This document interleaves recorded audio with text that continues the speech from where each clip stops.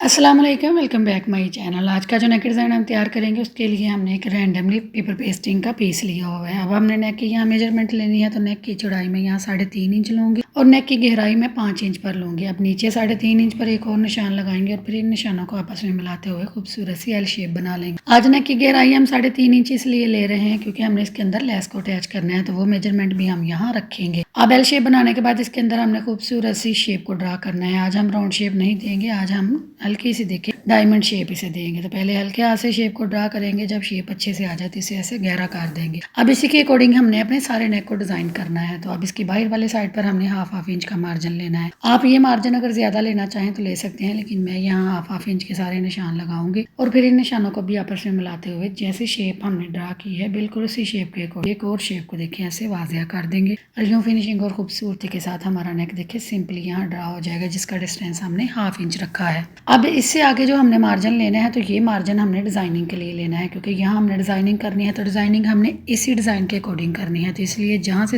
Round shape start हो रही है वहीं से हम हाफ इंच का डिस्टेंस रखेंगे और आगे हम एक एक पॉइंट का डिस्टेंस बढ़ाते हुए एंड पर जाते हुए 1.5 इंच का डिस्टेंस कर देंगे। हाफ इंच से हम स्टार्ट करेंगे और 1.5 इंच पर ये डिस्टेंस ले जाएंगे और फिर इन तमाम निशानों को आपस में मिलाते हुए जैसे ही हमने देखे ऊपर खूबसूरत सी डायमंड शेप दी थी उसी शेप को देखिए ऐसे डार्क करके नीचे वाजिया कर देंगे। तो यू फिनिशिंग और खूबसूरती के साथ ये शेप अच्छे से आप ड्रा कर देंगे और ऊपर से जहाँ से हमने हाफ इंच का मार्जिन रखा था ये मार्जिन आप अरेब शेप में ऊपर ले जाते हुए खूबसूरत सी राउंड शेप बनाते हुए इसे नेक के साथ मिला देंगे। तो ये देखिए ऊपर से नोक की शेप में डिजाइन मिल जाएगा और वाजिया हो जाएगा। अब यहाँ डिजाइनिंग तक हमारा नेक सारा ड्रा हो गया। अब नेक की बाहर वाली साइड पर हमने जो मार्जिन लेना है तो यहाँ मैं मार्जिन हाफ इंच से 1 पॉइंट ज्यादा पर लूंगी। नेक की बाहर वाली साइड पर सारे हाफ इंच से 1 पॉइंट ज्यादा पर रखते हुए हम निशान लगाएंगे और फिर इन निशानों को भी आपस में मिलाते हुए नेक की शेप को बिल्कुल एज टू एज वाजिया कर देंगे। खूबसूरत सा देखिए हमारा नेक डिजाइन यहाँ ड्रा हो गया है। दोनों शेपें हमने एक जैसी ली है और अब जहाँ जहाँ हमने क्रॉस के निशान लगाए हैं ये पेपर पेस्टिंग नीटली हम कट करके निकाल देंगे और अपने नेक की फिनिशिंग के साथ कटिंग कर लेंगे। तो पहले हम बाहर वाली साइड से इजाफी पेपर पेस्टिंग को कट करेंगे नीटली। अब अंदर वाली साइड से हम जैसी हमने शेप दी थी उसी शेप के अकॉर्डिंग सारी कटिंग करेंगे। अब नीचे जहाँ हमने डिजाइनिंग करनी थी उस पेपर पेस्टिंग को निकालेंगे। तो अच्छे से देखे पेपर पेस्टिंग को जैसे हमने ड्रा किया था उसी के अकॉर्डिंग हम इसे कट करेंगे। इसमें फर्क हम कोई भी नहीं करेंगे। फिनिशिंग के साथ अगर कटिंग होगी तो हमारा नेक बनने के बाद भी बहुत ही नीट और फिनिशिंग के साथ ही तैयार होगा।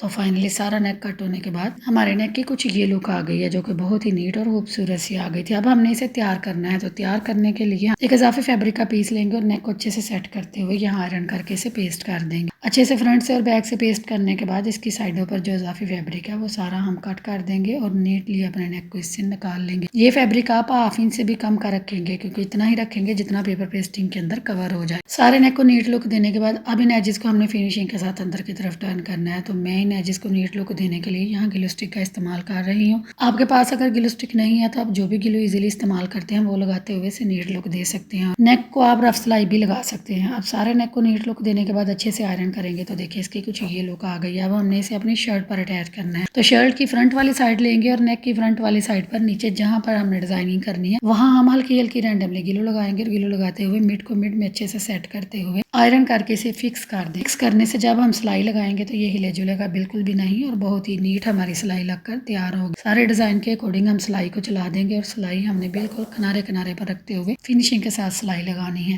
टेढ़ी मेरी सिलाई आपने बिल्कुल भी नहीं लगानी, डिजाइन के अकॉर्डिंग ही आपने सारी सिलाई लगानी है। और जहाँ से आपने सिलाई को स्टार्ट किया था सारी सिलाई घुमाने के बाद वहीं लाकर आप सिलाई को बंद कर देंगे और एक्स्ट्रा धागे को कट करेंगे। सारी सिलाई कंप्लीट करने के बाद हल्का सा सेंटर में कट लगाएंगे और सीजर की नोक डालते हुए इसे सारा नीटली यहाँ कट कर देंगे। अब दोनों तरफ से इसे कट करेंगे और सेंटर में हल्का सा जो इजाफी फैब्रिक होगा वो नीटली निकाल देंगे। अब ऐसे ही हम दूसरी साइड पर भी नेक को हल्का सा कट लगाएंगे और सीजर की नोक की मदद से इसे देखिए ऐसे कट कर देंगे और सेंटर से हल्का सा फैब्रिक हम निकालेंगे। बाकी सारा इजाफी फैब्रिक हम अंदर ही छोड़ेंगे जो बाद में अंदर की तरफ टर्न होगा। अब सारे देखिए इजाफी फैब्रिक को नीटली निकालने के बाद अब हमने इसे अंदर की तरफ टर्न करना है। तो उसकी फिनिशिंग के लिए हम यहाँ सारे अच्छे से कट लगाएंगे। नेक की दोनों तरफ आप अच्छे से कट लगाएंगे और कट लगाते वक्त आप ख्याल रखेंगे कि आप सिलाई को टच नहीं करेंगे, जस्ट फैब्रिक को कट करेंगे। तो सारी अच्छे से कट लगा ली है हमने, लेकिन अभी हम इसे टर्न नहीं करेंगे। टर्न करने से पहले हम नेक की ऊपर वाली साइड पर हाफ इंच का फैब्रिक छोड़ेंगे और बाकी सारा इजाफी फैब्रिक रिमूव कर देंगे। अब जो हमने हाफ इंच का फैब्रिक छोड़ा है वहां हमने सारे कट लगा लेने हैं, लेकिन ये कट लगाते वक्त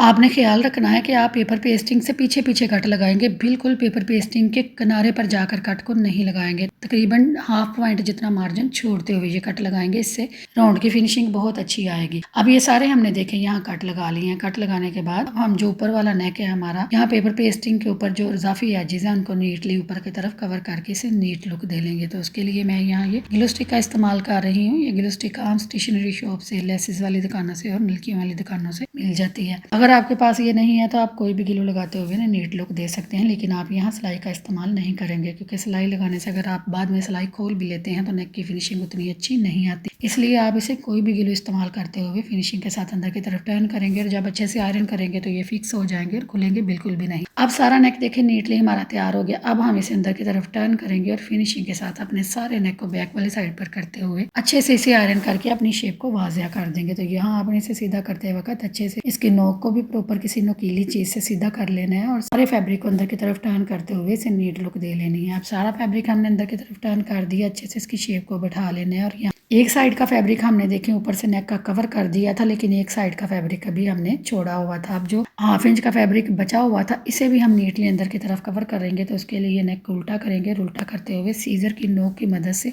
सारे एजेस को अंदर की तरफ टर्न करते हुए अच्छे से दबाकर प्रेस कर देंगे। प्रेस करने से वो अच्छे से फिक्स हो जाएंगे और फिक्स होने की वजह से उनकी शेप बिल्कुल भी खराब नहीं होगी। अच्छे से प्रेस करने के बाद अब हमने इन्हें फिक्स करना है। तो फिक्स करने के लिए मैं इन्हें हल्का हल्का फैब्रिक ग्लू लगाऊंगी, ज्यादा भर कर हम ग्लू को नहीं लगाएंगे, जस्ट उतना ही ग्लू लगाएंगे जितना कि हम इसे पेस्ट करें तो अच्छे से ये फिक्स हो जाए। अब सारा ग्लू लगाने के बाद इन्हें अच्छे से देखिए जिस शेप में ये थे उसी शेप में हम यहाँ इसे फिक्स कर देंगे। आप इसे अंदर वाली साइड पर भी फिक्स कर सकते हैं, लेकिन मैं इसे ऐसे ही देखे रैंडमली फिक्स कर दूंगी। ऐसे भी ये बिल्कुल खराब नहीं होगा क्योंकि नेक हमारा फिनिशिंग के साथ तैयार हो गया। अब इसकी खूबसूरती को मजीद चार चांद लगाने के लिए मैं यहाँ ये JPO लेस का इस्तेमाल करूंगी जो कि वन साइडेड बनी हुई है। और इसको इस्तेमाल करने के लिए नेक की बाहर वाली साइड पर यहाँ किनारे किनारे पर मैं हल्का हल्का फैब्रिक ग्लू को लगाऊंगी। अब फैब्रिक ग्लू को लगाते हुए हमने यहाँ अपनी लेस को अटैच करना है। तो लेस को सारी मैंने देखी अंदर वाली साइड पर दबा देना है। जस्ट इसके जो कट वर्क है वो मैंने बाहर की तरफ शो करने हैं, बाकी सारी लेस के एजेस को मैं अंदर दबा दूंगी और अच्छे से किनारे पर रखते हुए बिल्कुल